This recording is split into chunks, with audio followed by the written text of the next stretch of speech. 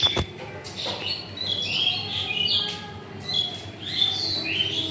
morning everyone. How are you everyone? I hope you all are very well. I am Aarti Sahu.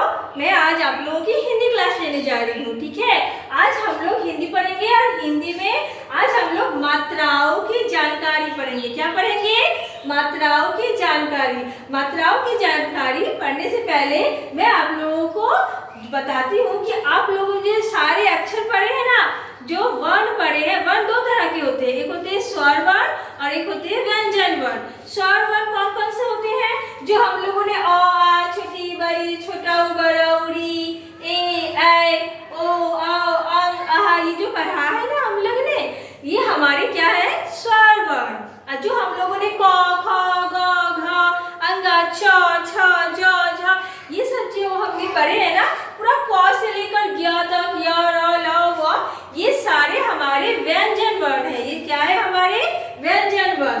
तो जो मात्राएं होती है ना, वो स्वर वर्ण की होती है, व्यंजन वर्ण की नहीं होती है। व्यंजन वर्ण पे मात्राएं लगती है, ठीक है।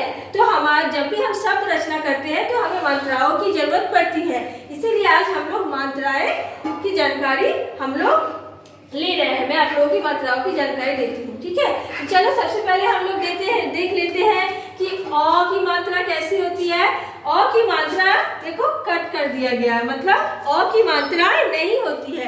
क्यों नहीं होती है?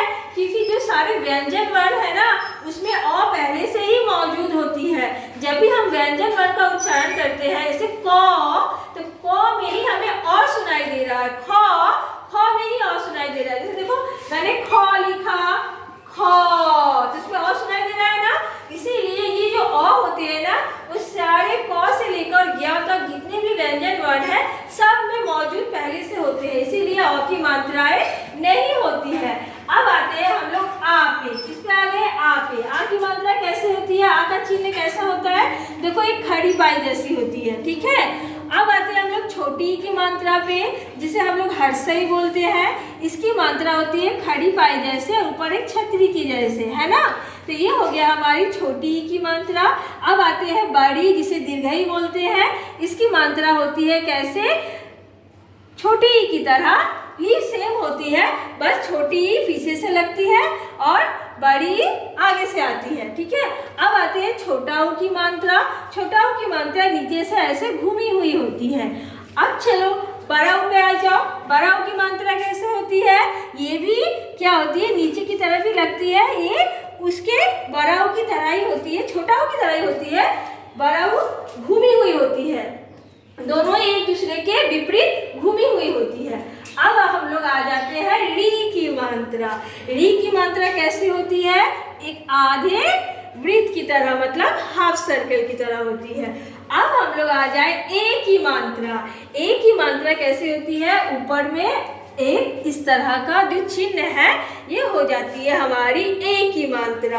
अब आ जाओ ए पे। देखो ए की जो मात्रा होती है ना, वो दो होती है। क्यों दो होती है? क्योंकि ए की मात्रा तो ये होती है और ए पे तो पहले से ही एक मौजूद है, इसीलिए पहचानने के लिए इस पे दो होती है। तो ये हो गया ए और ये हो गया ए। अब आ जाओ ओ की मात्रा।